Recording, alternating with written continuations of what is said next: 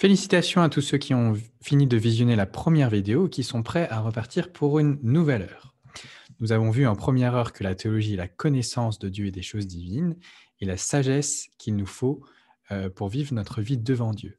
Mais la question qu'il faut se poser maintenant, c'est comment cette connaissance de Dieu et des choses divines nous vient-elle?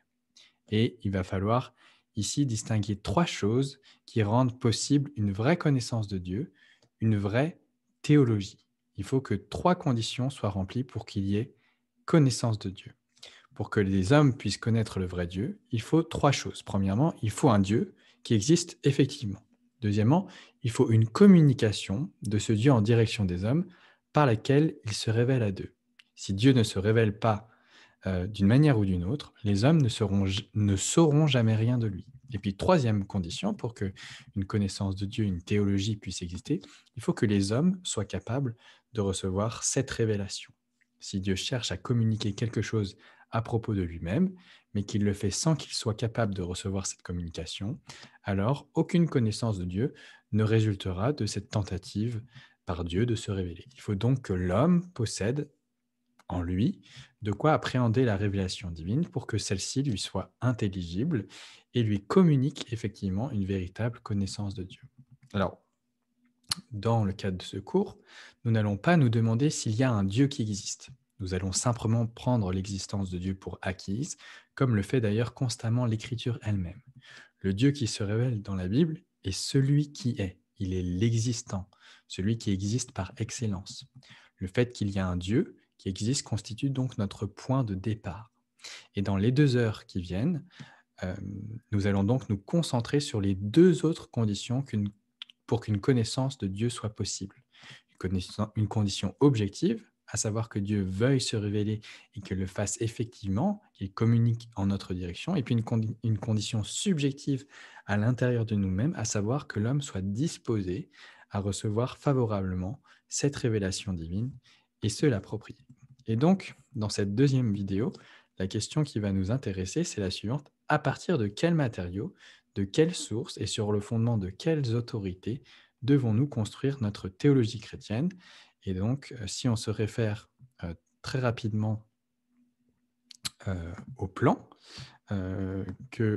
auquel vous pouvez accéder depuis la page de cours, voilà, eh bien, on est sur, ici, le grand 2, la condition objective de la théologie, la révélation divine, et c'est ce dont nous allons parler dans l'heure qui vient.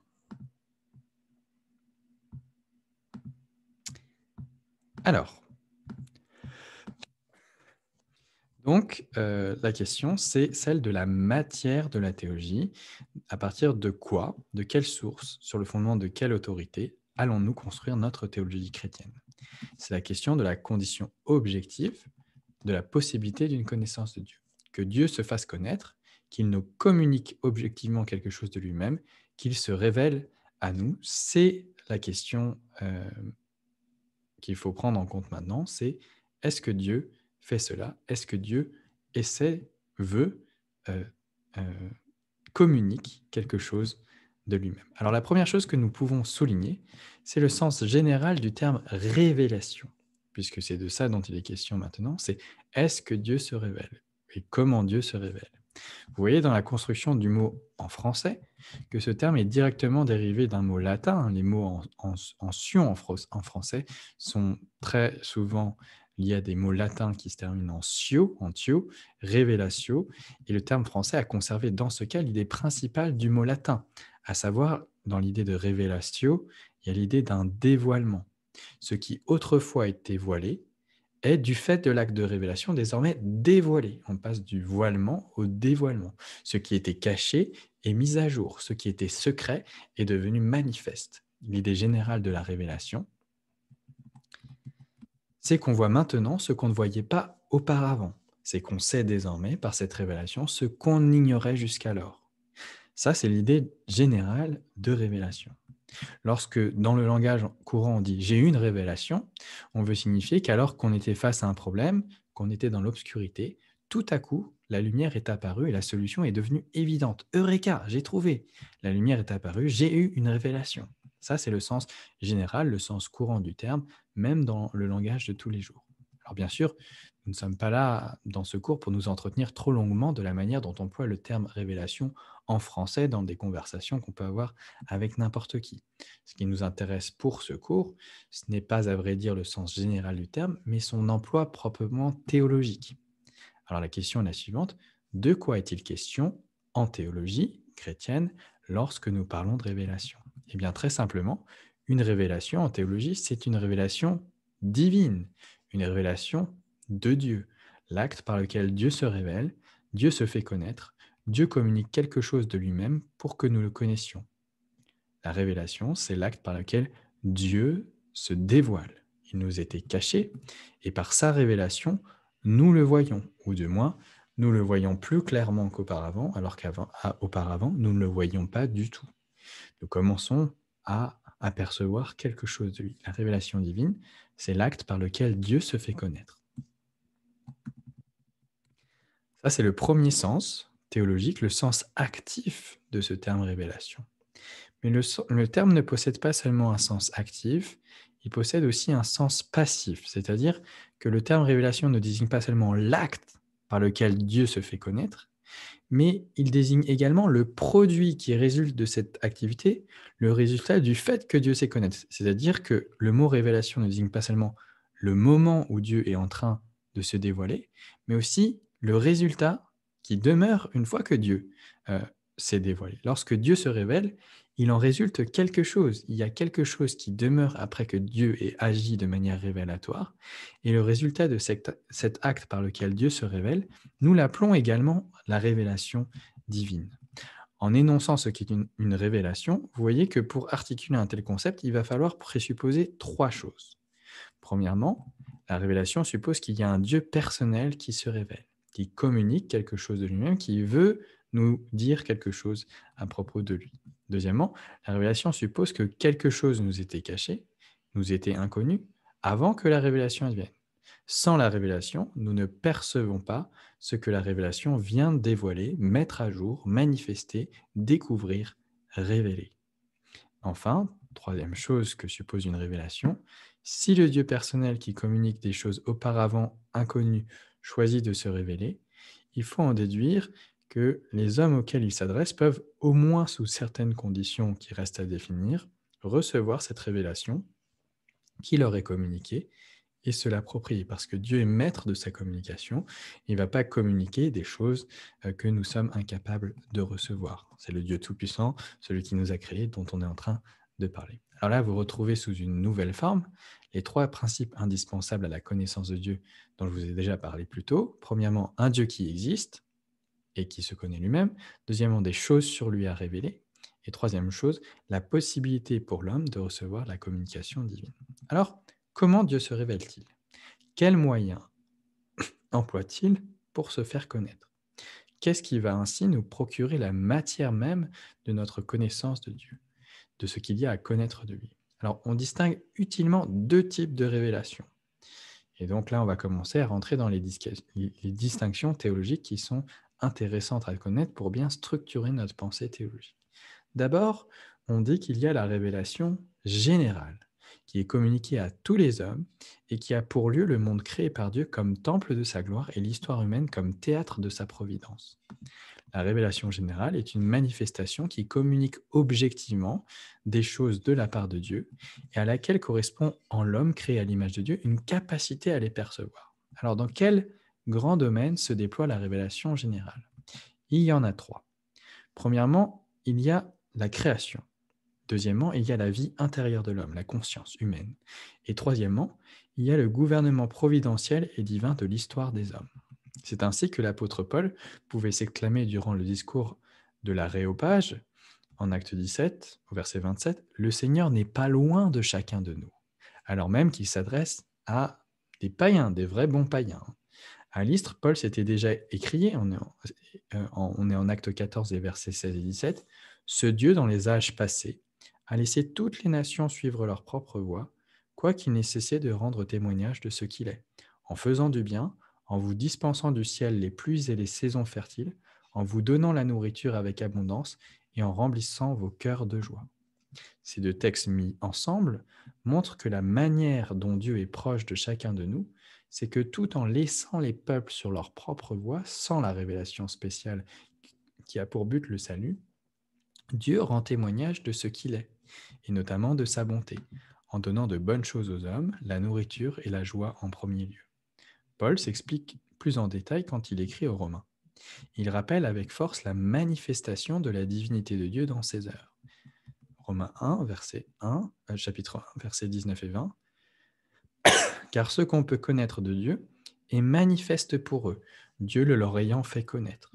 En effet, les perfections invisibles de Dieu, sa puissance éternelle et sa divinité, se voient comme à l'œil depuis la création du monde quand on les considère dans ses ouvrages. Paul, certes, ne dit pas qu'une telle connaissance que Dieu leur procure relève de l'évidence. Il ne s'agit pas de choses qui sont instinctives. Ce dont Paul parle dans ce chapitre-là, c'est quelque chose auquel il faut réfléchir. Mais il signale que cette connaissance est accessible à l'intelligence. Et c'est pourquoi il poursuit en écrivant, versets 20 et 21, fin du verset 20 et verset 21, « Ils sont donc inexcusables, puisqu'ayant connu Dieu, ils ne l'ont point glorifié comme Dieu et ne lui ont point rendu grâce, mais ils se sont égarés dans leurs pensées et leur cœur sans intelligence a été plongé dans les ténèbres. » Lorsqu'on considère les œuvres de Dieu dans la création, nous dit Paul dans ce chapitre, on devrait percevoir que Dieu existe. Et non seulement savoir qu'il y a quelque chose qu'on peut appeler Dieu qui existe, mais que ce Dieu est immense, qu'il est tout-puissant, qu'il est parfait et qu'il est extraordinaire. Ça, tous les hommes le savent quelque part, tous les hommes devraient le savoir si seulement ils voulaient bien réfléchir. Plus loin, Paul évoque une autre manifestation. Une manifestation cette fois-ci qui est interne, qui ne provient pas de la réflexion de l'homme sur le monde extérieur, et qui est appelée l'inscription de la loi de Dieu au cœur de l'homme. Chapitre 2, versets 14 et 15 du livre de l'Épître aux Romains. Quand les païens qui n'ont point la loi font naturellement ce que prescrit la loi, ils sont, eux qui n'ont point la loi, une loi pour eux-mêmes. Ils montrent que l'œuvre de la loi est écrite dans leur cœur, leur conscience en rendant témoignage et leurs pensées s'accusant ou se défendant tour à tour. Paul explique ici que l'homme possède une conscience morale, un sens inné du bien et du mal qui lui sont donnés par création, qui, à l'intérieur de lui, manifeste quelque chose de Dieu. Et le drame, bien sûr, c'est que si l'homme détient ainsi la vérité, qu'il lui suffit de considérer l'univers ou l'histoire ou sa conscience pour connaître des choses sur Dieu, le problème, c'est qu'il s'empresse aussitôt de la retenir, de la réprimer, de l'étouffer. Les hommes déforment la révélation générale que Dieu leur donne et la pervertissent. La semence de religion, qui est ainsi implantée en l'âme par révélation générale, suffoque aussitôt. C'est une graine qui est mise dans la terre de notre cœur et qui est aussitôt enlevée. L'homme, et qui est aussitôt étouffé. L'homme, après la chute, autrement dit, est incapable de recevoir comme il devrait ce qui lui est communiqué objectivement dans la révélation générale. Ce qu'il perçoit encore, il le retient et le réprime si fort que tout ce qu'il en reste, ce sont des intuitions défigurées dont le travestissement se concrétise par l'adoration de la créature en lieu et place du Créateur. Mais que l'homme pécheur soit subjectivement incapable de correctement recevoir la révélation générale n'altère en aucun point le fait que cette révélation générale nous est donnée et qu'elle nous communique objectivement, là où elle se déploie, un savoir authentique sur Dieu, que malheureusement, nous nous empressons de réprimer. Hein. Vous savez, parfois on se pose la question, est-ce qu'il y a des vraies bonnes preuves de l'existence de Dieu? Et on a envie de raisonner, moi c'est l'idée que j'avais lorsque j'avais, je sais pas, 17, 18 ans, je me disais, en fait, il n'y a pas de preuve de l'existence de Dieu, parce que s'il y avait des preuves de l'existence de Dieu, eh bien, les hommes raisonnables seraient tous d'accord pour dire que Dieu existe. Et le problème, c'est que lorsqu'on raisonne comme ça, on oublie un fait important, c'est que le cœur de l'homme est perverti et qu'il ne veut pas voir Dieu là où il se trouve. Il ne veut pas voir les preuves de l'existence de Dieu. Ou si il les trouve, eh bien, soit il cherche à les supprimer, il va aller dans le déni, ou alors il va les réutiliser, mais pour créer un Dieu à son image, et il va créer une idole.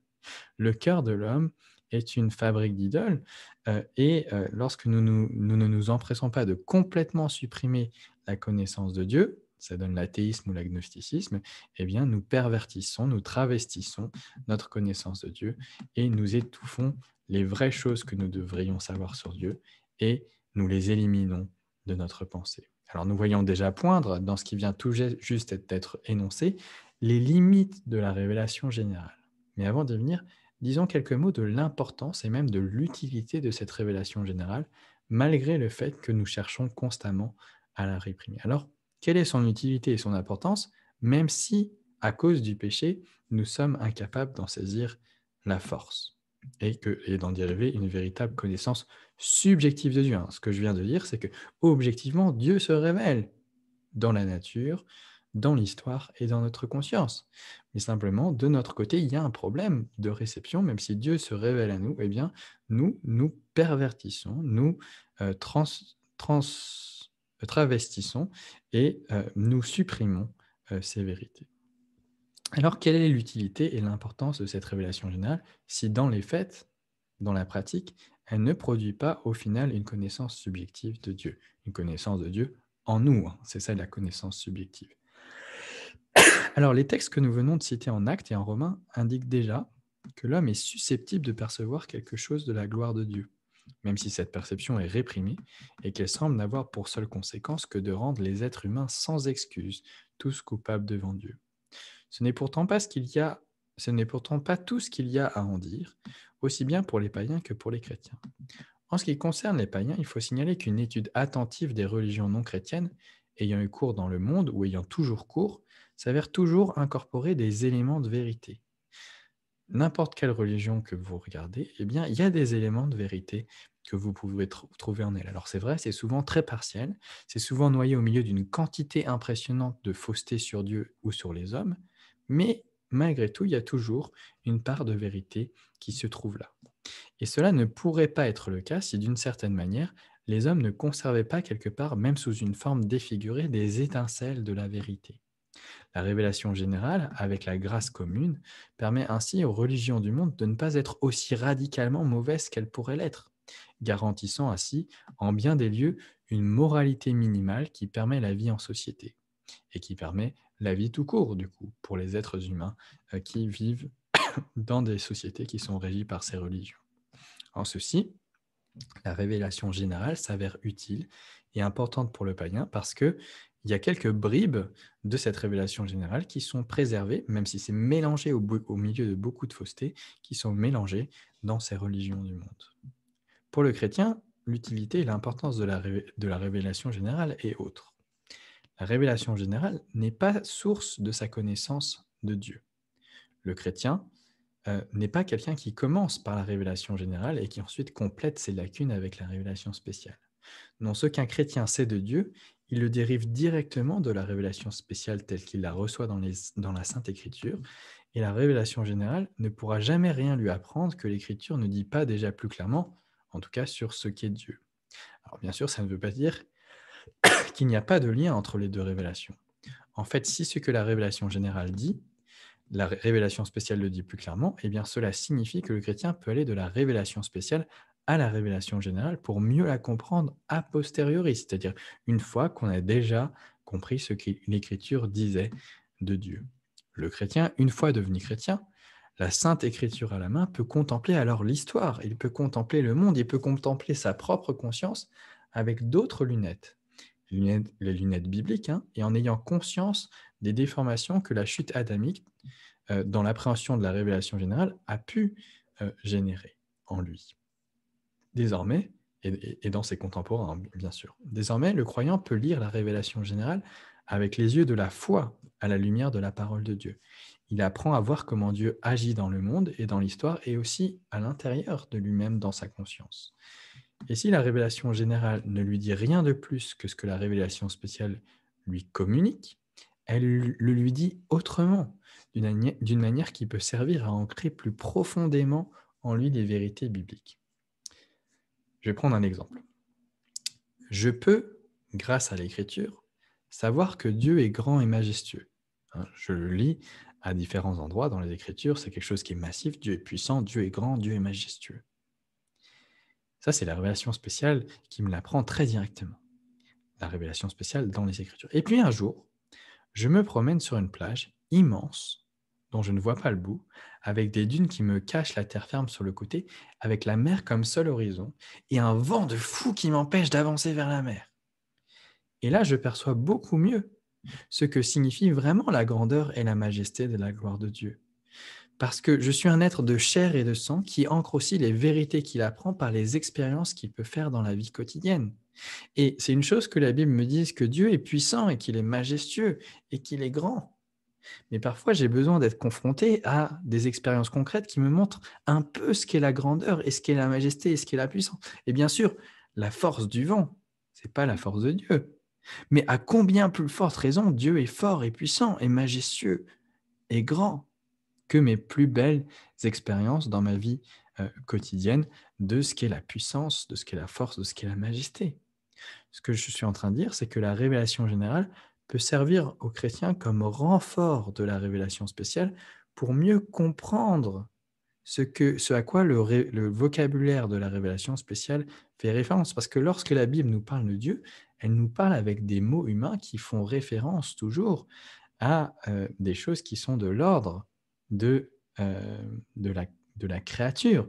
On va utiliser les mots des créatures, les mots humains, qui sont des mots qui renvoient normalement à des réalités créaturelles, et on va les utiliser pour parler de celui qui est au-delà de la création, qui la transcende infiniment, parce qu'il est le créateur.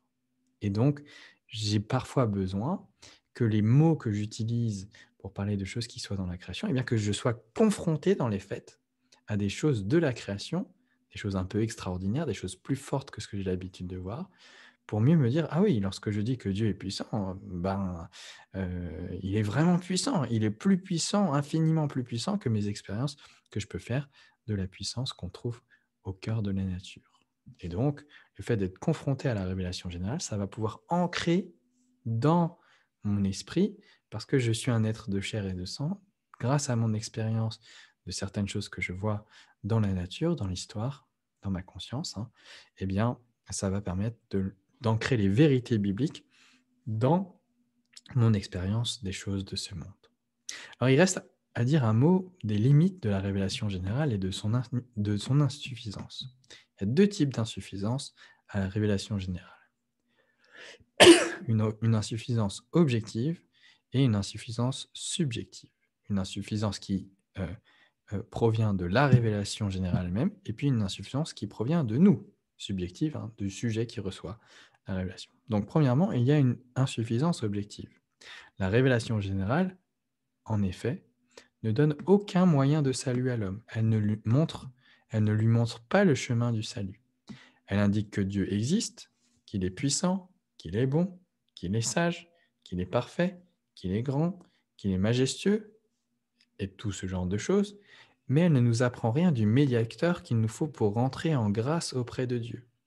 En fait, la révélation générale, au mieux, ne peut que nous donner des intuitions sur Dieu et sur les choses spirituelles concernant ce qu'est Dieu, ce qu'est l'homme, ce qu'est le péché, ce qu'est la fin du monde, par exemple, mais des intuitions qui ont besoin d'être vérifiées ou qui peuvent être contredites par ce que la révélation spéciale va apporter. Et même lorsque ces intuitions religieuses ou philosophiques s'avèrent justes à la lumière des Écritures, elles ne peuvent jamais se transformer sans les Écritures en certitude, parce qu'il est impossible de faire le tri entre nos intuitions justes et nos intuitions fausses. Entre les intuitions justes de ceux qui réfléchissent à Dieu sans les Écritures et les intuitions fausses de ces mêmes personnes. La révélation générale s'avère donc objectivement insuffisante. Il faut plus que la révélation générale, un, pour connaître le salut, et deux, même sur les choses qui ne relèvent pas du salut, mais simplement de Dieu créateur et de l'être de Dieu, pour générer des certitudes sur ce qu'est Dieu. Alors même si ça n'était pas le cas, même si la révélation générale n'était pas objectivement insuffisante parce qu'elle ne nous montre pas le chemin du salut, eh bien, elle serait subjectivement insuffisante à cause de ce que l'homme est devenu après l'irruption du péché. L'homme pécheur, en effet, ne peut moralement que rendre infructueux ce qu'il sait, bon gré mal gré, sur Dieu. La connaissance de Dieu concrète qui se forme dans l'âme humaine est affecté par la condition subjective de l'âme.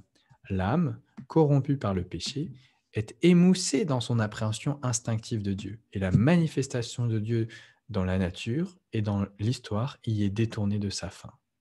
De ce fait, le témoignage que la nature, que l'histoire, que la conscience rend à Dieu est insuffisant pour conduire l'homme pécheur à connaître correctement Dieu. C'est pourquoi, puisque la révélation générale est insuffisante objectivement, mais aussi subjectivement, c'est pourquoi il faut à l'homme une nouvelle révélation, une révélation d'un autre ordre, d'un autre type, d'un autre genre. Une révélation que nous n'allons pas appeler générale parce qu'elle s'adresse à tous les hommes et qu'elle concerne essentiellement Dieu en tant que créateur et que juge, mais une révélation que nous allons appeler spéciale et qui a pour lieu non pas l'histoire générale des hommes, mais l'histoire spécifique du salut, du plan de salut que Dieu a conçu et mis en œuvre, et une révélation qui est adressée à l'homme, non en tant qu'homme créé à l'image de Dieu, mais en tant que pécheur ayant besoin de la grâce divine. Une révélation spirituelle qui n'est reçue que par l'homme spirituel, celui qui est né de nouveau par l'Esprit de Dieu. Cette révélation spéciale spirituelle est donnée d'abord dans l'histoire du salut, et elle est constituée de toutes les interventions divines dans l'histoire des hommes pour faire avancer son plan de restauration et de salut de l'humanité. Cette révélation trouve sa forme la plus stable lorsqu'elle est ensuite mise par écrit et consignée pour tous les siècles dans les saintes écritures inspirées de Dieu. Donc il y a d'abord les faits que Dieu donne, il y a les faits que Dieu accomplit dans l'histoire du salut. Ensuite, il y a des paroles qu'il ajoute, il y a un commentaire verbal qui est souvent communiqué par les prophètes. Et ensuite, il y a une mise par écrit et des faits de Dieu et des paroles que Dieu a communiquées. Et ça prend une forme stable, c'est-à-dire que ces paroles, elles ne sont plus susceptibles de s'envoler, elles sont mises par écrit pour être consignées pour tous les siècles. La confession de Westminster explique les choses ainsi dans son premier chapitre sur la révélation. Je le cite de manière assez extensive. Bien que la lumière naturelle, donc ça, on est en train de parler là, avec les trois choses qui viennent de la révélation générale, bien que la lumière naturelle, les œuvres créées et la providence, donc vous avez la conscience, la nature et l'histoire, hein, bien que la lumière naturelle, les œuvres créées et la providence témoignent de la bonté, de la sagesse et de la puissance de Dieu jusqu'à rendre les âmes inexcusables, vous vous rappelez de Romains 1 ici, elles ne suffisent pas cependant à donner cette connaissance de Dieu et de sa volonté qui est nécessaire au salut. Hein, on n'a pas la révélation spéciale qui concerne le salut dans la lumière naturelle, les œuvres créées et la providence. C'est pourquoi, à plusieurs reprises et de différentes manières, là vous reconnaissez le langage de l'introduction de Hébreux 1, verset 1, il a plu au Seigneur de se révéler lui-même et de proclamer sa volonté à son Église. Révélation spéciale pour son peuple. Ensuite, pour que la vérité soit mieux gardée et propagée et que l'Église soit plus sûrement affermie et encouragée en face de la corruption de la chair et de la malice de Satan et du monde, il a plu au Seigneur qu'elles soient toutes mises par écrit, d'où le caractère indispensable de l'Écriture. Donc là, vous voyez, Dieu se révèle d'abord, et pour que cette révélation soit préservée et ne soit pas à la merci des différentes corruptions qu'on pourrait lui faire subir, eh bien, le Seigneur décide de faire mettre cette révélation par écrit. Et c'est pourquoi nous avons besoin de l'Écriture, parce que c'est l'instrument que Dieu a spécialement conçu pour nous faire connaître de manière stable sa révélation spéciale. Vous voyez ici que dans ce chapitre de la Confession de Westminster, l'Écriture est comprise comme la consignation, la mise par écrit de la révélation spéciale que Dieu a communiquée une fois pour toutes. Une révélation par laquelle il se déclare en Jésus-Christ être notre Sauveur. Mais l'Écriture n'est pas seulement une mise par écrit, un compte-rendu de la révélation divine spéciale. Elle est bien sûr cela, elle est cela. Il ne faut pas dire que l'Écriture n'est pas cela. Bien sûr que l'Écriture est le compte-rendu de la révélation divine spéciale. Mais elle n'est pas que cela. Elle est non seulement un compte-rendu de la révélation divine, mais elle est, en plus de cela, un compte-rendu de cette révélation divine qui est lui-même inspiré de Dieu. C'est pas juste que Dieu s'est révélé et puis il y a des hommes qui se sont dit « Ah, c'est chouette, on va le mettre par écrit ». Et en pouvant ajouter leurs propres erreurs d'interprétation à ce qui s'est passé, mais c'est que Dieu a agi dans l'histoire et il a donné un commentaire verbal de ce qu'il faisait par les prophètes. Et une fois qu'il a fait tout ça, il a inspiré des hommes qu'il a spécialement préparés pour cette tâche, pour qu'ils accomplissent cette œuvre formidable de mettre par écrit sa parole de Dieu, de mettre par écrit sa révélation spéciale, de telle sorte à ce que le produit final de cette mise par écrit, eh bien, soit lui-même, le produit, soit lui-même une révélation inspirée de Dieu. C'est Dieu lui-même qui garantit l'exactitude de ce compte-rendu verbal de ce qu'il a accompli. Dieu se révèle dans l'histoire de son peuple comme son sauveur. Des hommes rendent témoignage par écrit de ce dont ils ont été témoins. Et ce témoignage n'est pas seulement leur propre rapport ou leur propre réflexion sur ce qui est devenu, mais ce témoignage est lui-même inspiré de Dieu. Et donc, ici, vous avez une notion sur laquelle on va s'attarder pendant quelques minutes maintenant. C'est la notion d'inspiration qui est cruciale ici. Alors, de quoi parle-t-on? L'inspiration, définition, l'inspiration, c'est l'activité divine par laquelle Dieu dirige les auteurs bibliques pour que ceux de leurs écrits qui seront mis en circulation dans le peuple de Dieu soient revêtus d'une fiabilité divine et considérés comme la parole écrite de Dieu. Je redis, l'inspiration, c'est l'activité divine par laquelle Dieu dirige les auteurs bibliques pour que ceux de leurs écrits qui seront mis en circulation dans le peuple de Dieu, qui seront donc collectés plus tard dans ce qu'on appellera le canon des Écritures, le canon qui va servir à être le critère de la juste doctrine pour l'Église de tous les temps, hein, eh bien, pour que ces écrits-là soient revêtus d'une fiabilité divine et considérés par le peuple de Dieu, à juste titre, comme la parole écrite de Dieu.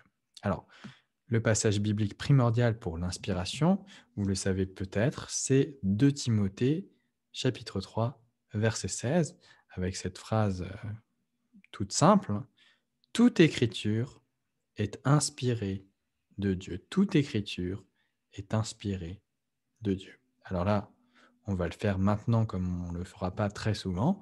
On va aller dans le grec. Le mot grec employé ici, c'est le mot théopneustos. Théopneustos. Il faut souligner que le mot employé ici ne désigne pas tant une inspiration divine qu'une spiration divine. Il n'y a pas l'idée de un, il n'y a pas l'idée de à l'intérieur, il n'y a pas la préposition dans. Hein. Un, ça veut dire dans, en latin, c'est in. Hein. C'est pas une théo in pneustos. Hein. Bon, c'est pas in en grec, mais bon, c'est comme ça. Il faut souligner que le mot employé ici ne désigne pas tant une inspiration divine qu'une spiration divine. Alors, me direz-vous, qu'est-ce que ça change de comprendre spiration au lieu d'inspiration dans ce passage? Et d'abord, c'est quoi une spiration? Alors, cette distinction entre spiration et inspiration est importante parce qu'elle vise à souligner qu'il n'est pas question dans ce passage du mode de l'inspiration, mais de ses effets.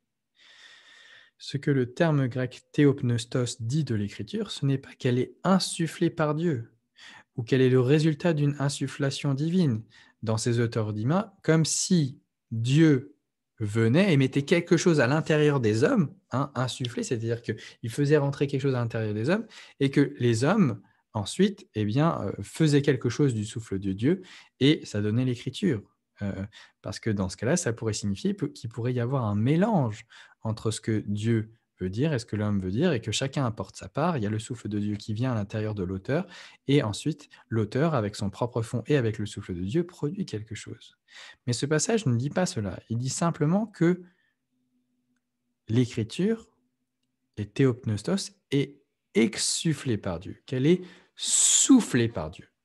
C'est pas que Dieu met son souffle à l'intérieur de l'homme, mais c'est que la parole même de l'écriture est soufflée par Dieu. La parole même que nous avons dans l'écriture elle-même, eh bien, c'est le résultat du souffle créateur de Dieu.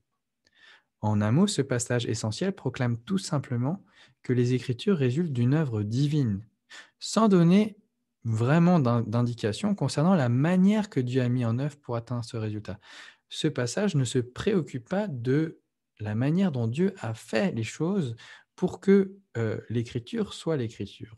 Hein, il ne se préoccupe pas du mode opératoire, il se préoccupe du résultat. Et d'ailleurs, la raison pour laquelle c'est le cas, c'est que Dieu peut employer différents moyens pour produire des écrits qui sont inspirés et qui seront sa parole écrite. On ne va pas forcément rentrer dans les détails ici, mais il n'y a pas qu'une seule manière. Et les différents genres littéraires qu'on trouve dans l'écriture correspondent à cela, c'est que Dieu peut aussi bien inspirer euh, évidemment des prophéties dont il est directement l'auteur et dont le prophète a complètement conscience d'être le porte-parole, mais il peut aussi inspirer des écrits de sagesse, des écrits narratifs, des récits historiques. Il peut inspirer des prières qui lui sont faites et que pour autant ce soit lui-même qui, qui souffle ses prières. Hein. Il peut inspirer des lettres qui sont envoyées des églises, il peut inspirer des récits de la vie de Jésus, et ainsi de suite. Autrement dit, le terme inspiration, par ses connotations, en français et dans beaucoup de langues, notamment européennes, a tendance à nous orienter sans que nous nous en apercevions vers une lecture de ce passage comme décrivant ce qui s'est passé à l'intérieur des auteurs humains. Hein. On dit « Ah, j'étais bien inspiré ». Et on se dit « Ah, l'inspiration, c'est que les auteurs humains ont été bien inspirés ». Mais ça, ce n'est pas l'objectif de ce passage de Timothée 3,16. Il ne s'agit pas de dire ce qui s'est passé, qu'il s'est passé quelque chose à l'intérieur des auteurs humains. Il s'agit fondamentalement de dire que le résultat de l'activité divine, c'est que des écritures ont été produites qui sont des écritures qui sont portées par le souffle de Dieu et donc qui sont la parole même de Dieu mise par écrit. Les écritures sont exsufflées par Dieu, elles sont portées par Dieu, elles sont le produit de son activité. Les écritures saintes sont données par Dieu. Il n'y a là aucune indication sur la manière dont Dieu agit pour communiquer ainsi par écrit sa propre parole. Et en fonction des genres littéraires qu'on trouve dans l'écriture, en réalité, il y a différentes manières dont Dieu que Dieu a employées pour produire l'écriture. Alors l'importante vérité à laquelle renvoie le terme théopneustos est ainsi le statut que possède la Bible en tant qu'elle résulte spécifiquement d'une œuvre divine. La conséquence de la théopneustie, c'est que cette écriture est la parole même de Dieu, un livre oraculaire divin, un livre d'oracle divin donné par Dieu. D'où la conséquence inéluctable, le corollaire de cette conception de l'écriture, puisque Dieu est un Dieu qui ne saurait mentir ni errer, la théopneustie, le fait que la Bible soit portée par le souffle de Dieu, par laquelle il a produit l'écriture comme sa propre parole écrite, eh bien, celle-ci ne saurait non plus dire quelque chose de faux. Et là, vous avez ce qu'on appelle la sûreté de l'écriture ou l'infaillibilité de l'écriture ou encore l'inhérence de l'écriture, qui est une conséquence du fait que Dieu est un Dieu de vérité qui ne saurait mentir ni errer. Et si cette écriture est la parole même de Dieu mise par écrit, eh bien, parce qu'elle est inspirée de Dieu, parce qu'elle est soufflée par Dieu, eh bien, elle ne peut pas dire le faux. Cette doctrine paulinienne de l'inspiration exprimée ainsi en 2 Timothée 3,16 est en substance identique à celle que l'on trouve dans les deux autres grands textes d'une exceptionnelle clarté sur l'écriture. D'une part, la déclaration de notre Sauveur que l'écriture ne peut être abolie, Jean 10,35, et dans le contexte, on est en train de parler d'une discussion. Jésus commente une discussion où il est question de la phrase « vous êtes des dieux hein, », et celle de Pierre, en 2 Pierre 1,21, qui explique que poussés par le Saint-Esprit, les hommes de Dieu, les prophètes, ont parlé. Poussés par le Saint-Esprit, ils ont parlé. Et ça, c'est l'activité prophétique qui conduit ensuite à, pas dans tous les cas, mais souvent à l'inscripturation. Alors toutefois, la preuve biblique de la doctrine classique de l'inspiration ne repose en aucun cas sur ces 3 textes clés seulement. Ce n'est pas tout ce qu'il y a à dire théologiquement sur la question. Il est en fait impossible de se tromper plus lourdement qu'en imaginant que les Écritures ne rendent témoignage de leur propre inspiration plénière que dans ces 3 seuls textes remarquables. Ceci ne représente en effet que la partie la plus évidemment visible d'un témoignage constant rendu au caractère divin de l'Écriture et dont le Nouveau Testament et d'une manière générale toutes les Écritures est rempli. Et ce témoignage inclut non seulement les affirmations directes de la divinité et de l'infaillibilité de l'Écriture que nous trouvons dans ces trois passages, mais aussi à côté d'elle une diversité sans fin d'expressions de confiance dans l'Écriture, ainsi que des phénomènes d'utilisation de l'Écriture qui, pris tous ensemble et appréhendés correctement, ne permettent aucun doute. Les Écritures se conçoivent bien et se présentent elles-mêmes comme la parole même de Dieu. Il est impossible de rendre compte autrement, de manière cohérente, des différents faits suivants. Là, vous avez une liste que je vous ai mis dans le plan qui indique tous ensemble l'origine divine des Écritures, le fait que ces écrits que nous connaissons comme la Bible, qui sont l'Écriture sainte, qui constituent ensemble l'Écriture sainte, eh bien, que ces écrits sont la parole même de Dieu mise par écrit. Alors, cette liste contient différents éléments. Premièrement, la noblesse des titres attribués à l'Écriture lorsqu'elle est citée, tels que l'Écriture, les Écritures, et même ce titre presque terrifiant, les oracles de Dieu. Et ça sert à introduire une citation biblique ou ça sert à désigner les Écritures. Deuxièmement, deuxième élément de preuve, la formule significative avec l'Écriture est citée. Les citations bibliques sont citées avec des formules qui montrent leur autorité totale pour la vie du croyant. C'est introduit avec la formule « il est écrit »,« il est dit »,« elle dit », et qui montre, ça sert à trancher les débats, ça sert à prouver des choses, et ça montre que l'Écriture est le juge de toute controverse, et ça, c'est normal si c'est Dieu qui en est l'auteur. Et d'ailleurs, une des formules qui est citée couramment pour pour introduire des citations d'Écriture, c'est pas seulement il est écrit, il est dit ou elle dit, mais c'est également Dieu a dit. Dieu a dit. Et ensuite vient une citation de l'Écriture. Troisième élément de preuve, le fait que pour les auteurs bibliques, la formule l'Écriture dit est strictement équivalent de Dieu dit, et que même les sections narratives de l'Écriture sont comprises comme directement énoncées par Dieu. Et pour un même passage cité, vous pouvez avoir l'Écriture dit ou vous pouvez avoir Dieu dit, et c'est une formule qui veut dire strictement la même chose. Lorsque l'Écriture dit quelque chose, Dieu dit quelque chose. Lorsque Dieu dit quelque chose, ensuite on introduit une citation de l'Écriture. Quatrième élément de preuve, l'attribution aux Écritures en tant que telle de qualité et d'action divine, c'est-à-dire que les Écritures sont personnifiées comme si elles étaient Dieu. Par exemple, il y a une phrase du Nouveau Testament ou une citation de l'Écriture où il va être question de Dieu, où il dit « les Écritures ont vu d'avance ». Mais bien sûr, vous savez que les Écritures ne voient pas d'avance. Les Écritures, c'est un texte écrit. Les Écritures n'ont pas Dieu et ne voient pas, bien sûr. Eh bien, quand on dit « les Écritures ont vu d'avance », on dit que Dieu a vu d'avance et l'a exprimé dans les Écritures. Là, il y a une identification, il y a une personnification des Écritures comme une personne. Et en fait, vous voyez que la personnification des Écritures revient à identifier les Écritures à Dieu lui-même, c'est-à-dire que les Écritures sont présentées comme sa parole. Cinquième élément de preuve, la désignation occasionnelle, au moment de citer les Écritures, dans leur totalité ou dans leurs diverses sections, du Saint-Esprit comme leur auteur, alors que les auteurs humains sont simplement considérés, la plupart du temps, comme les médias, les moyens de son expression. Le Saint-Esprit a dit, le Saint-Esprit explique. Sixième élément de preuve, la révérence et la crainte manifestée envers les paroles mêmes de l'Écriture et l'importance et l'autorité qui lui sont reconnues par tous les auteurs bibliques. Et puis septièmement, l'attitude générale d'entière soumission à toute déclaration de l'Écriture, de quelque sorte qui caractérise chaque ligne, notamment du Nouveau Testament. Mais c'est également vrai dans l'Ancien Testament lorsqu'il y a de l'intertextualité ou des textes précédents sont cités en appui.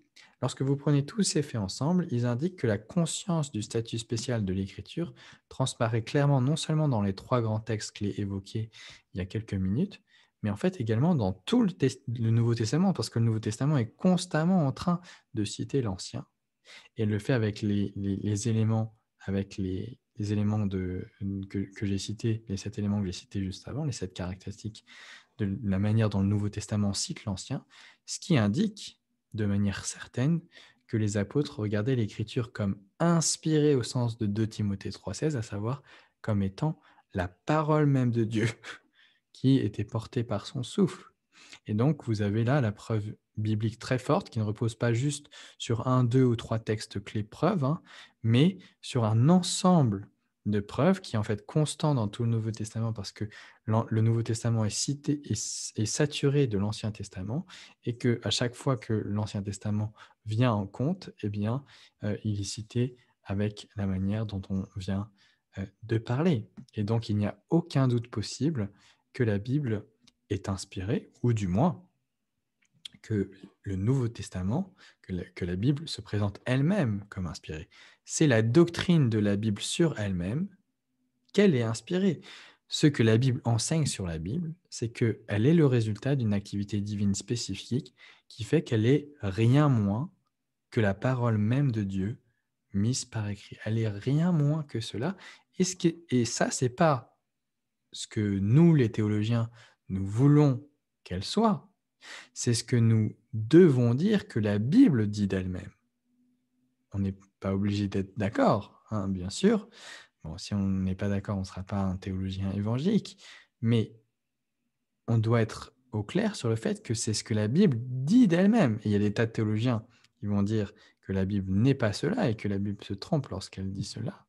Mais il faut être clair là-dessus, c'est l'enseignement de la Bible sur la Bible, quelle est la parole même de Dieu mise par écrit, parce que toute écriture est inspirée de Dieu et qu'à chaque fois que l'écriture cite un autre passage de l'écriture, elle est faite d'une manière qui met en évidence qu'elle considère l'ensemble des écrits bibliques comme faisant pleinement autorité, une autorité qui ne revient en réalité qu'à Dieu seul et qui identifie l'écriture à la parole même de Dieu. Il s'ensuit que cette écriture est l'autorité suprême qui est le juge de toutes les controverses sur toutes les questions qu'elle aborde. Elle est, toujours dans le langage de la Confession de Westminster, le juge suprême par qui tout débat religieux doit être réglé, par qui toute décision des conciles, toute opinion des pairs, toute doctrine humaine et toute manière de voir particulière doivent être examinées, et à la décision duquel nous devons nous remettre. C'est le Saint-Esprit parlant par l'Écriture et nul autre. Là, vous avez, ici, c'est la conséquence de l'inspiration de l'Écriture. La conséquence de l'inspiration de l'Écriture en tant que comme parole même de Dieu mise par écrit, eh bien, le principe qui va en résulter, c'est le principe qu'on va appeler le sola scriptura. C'est le latin pour dire l'écriture seule. Alors, attention avec cette expression de l'écriture seule.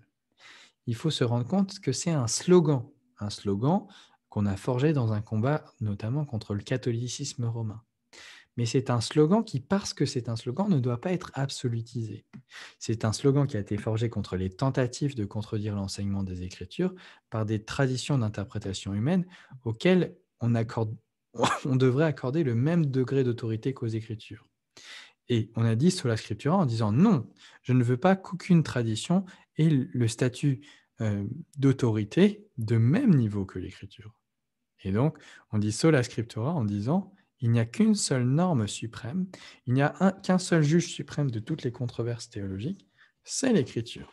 Et on ne peut pas mettre la tradition, on ne peut pas mettre un homme au même niveau que l'écriture. Il ne faut pas qu'il en soit ainsi. Le juge suprême des controverses théologiques ne peut pas être la tradition, ne peut pas être l'opinion des théologiens, ne peut pas être le consensus des chrétiens du passé. Tout cela peut avoir sa place dans notre réflexion. Tout cela doit avoir sa place dans notre réflexion. On ne fait pas de la théologie juste dans notre coin, on a besoin de se nourrir de ce que d'autres chrétiens ont pensé et vécu avant nous. Mais au terme du processus, la question que nous devons résoudre et que la tradition, les théologiens, les chrétiens du passé peuvent effectivement nous aider à résoudre, au terme du processus, la question que nous devons résoudre, c'est si ce que nous enseignons est oui ou non fondé dans l'Écriture. C'est cela que signifie sola scriptura. Non pas moi tout seul avec ma Bible, sans l'aide de personne, ça ce serait nuda scriptura, hein, c'est l'Écriture nue, hein, tout seul, hein. Mais est-ce que l'Église enseigne est-ce que ce que l'Église enseigne est fondé dans l'Écriture? Hein, vous vous rappelez certainement des Béréens de Acte 17.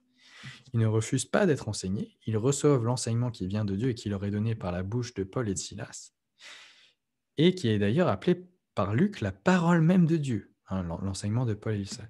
Mais ils le font en examinant cet enseignement à la lumière des Écritures tous les jours. Et si Luc nous donne en exemple des personnes qui éprouvaient l'enseignement de personnes comme Paul et Silas à l'aune des Écritures, à combien plus forte raison, nous qui n'avons pas un apôtre parmi nous, devons-nous tester les enseignements que nous recevons pour voir s'ils sont fondés dans l'Écriture. Même Paul et Silas, eh bien, leur enseignement devait être testé à la lumière de l'Écriture. Procéder ainsi, comme les Béréens, c'est faire de l'Écriture le juge suprême de toutes les controverses, l'autorité au-dessus de toutes les autorités subalternes. Alors ça ne veut pas dire qu'il n'y a pas de place pour des prédicateurs et des enseignants. J'imagine que vous ne seriez pas là si c'était ce que vous pensiez vraiment. Mais ça signifie que leur doctrine des prédicateurs et des enseignants ne peut être reçue par vous qu'à la seule condition que vous jugiez conforme leur enseignement à celui des Écritures. Et ce que nous disons donc, c'est que même si notre discours sur Dieu, notre théologie, va être influencé par beaucoup de choses, le juge suprême, l'autorité ultime qui doit primer, c'est ce que dit le Saint-Esprit dans les Écritures, qu'il a inspiré pour qu'elle soit pour tous les temps la parole même de Dieu mise par écrit. Alors, 3 implications, et on va s'en arrêter là, 3 implications directes de l'autorité des Écritures. Premièrement, parce que la Bible est la parole écrite de Dieu, on se doit de corriger ou rejeter toute notion théologique qui explicitement ou implicitement contredit les Écritures ou rend son enseignement incohérent.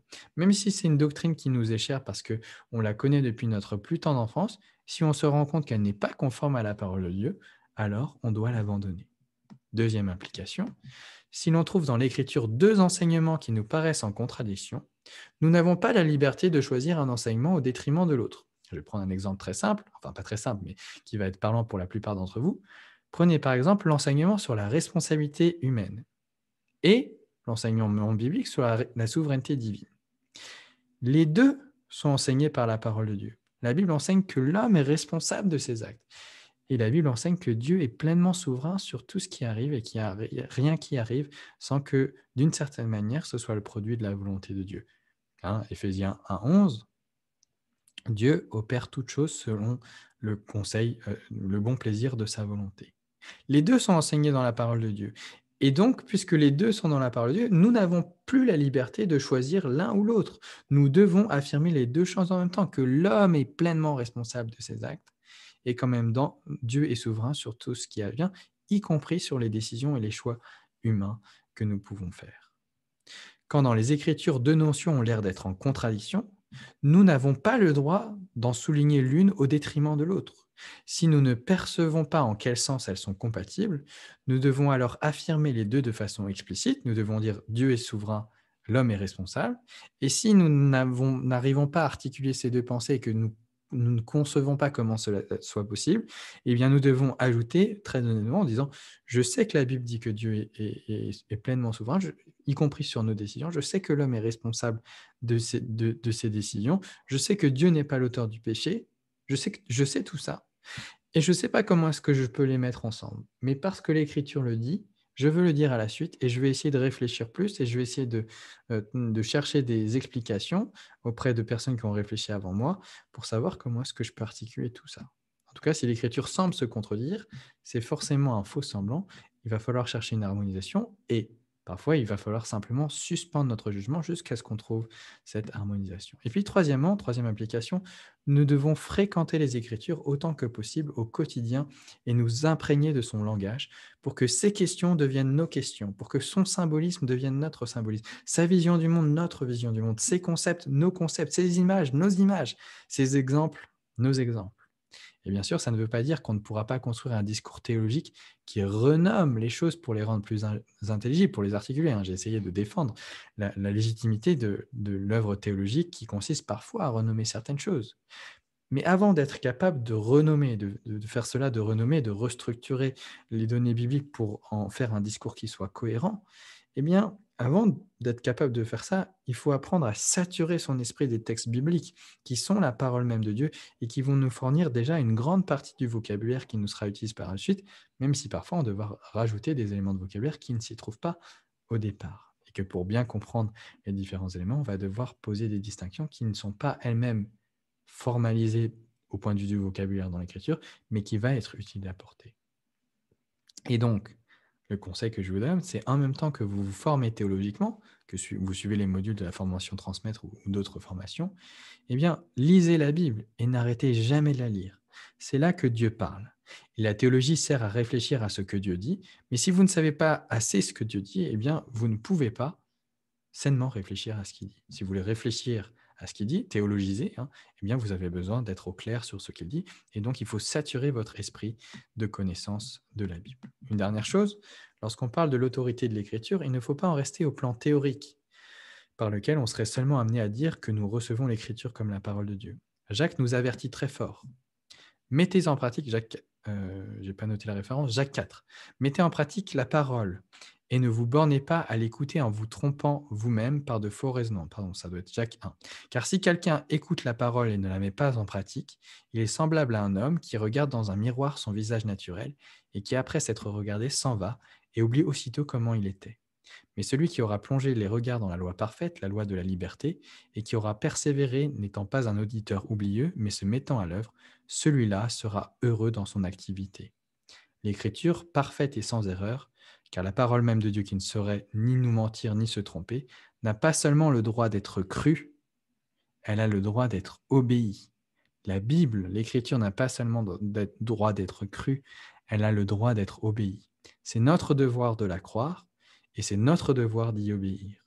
Et cela nous conduit très naturellement au troisième et dernier thème d'introduction à la théologie, de prolégomène, et qui sera abordé dans la prochaine vidéo. Je vous remercie de votre attention.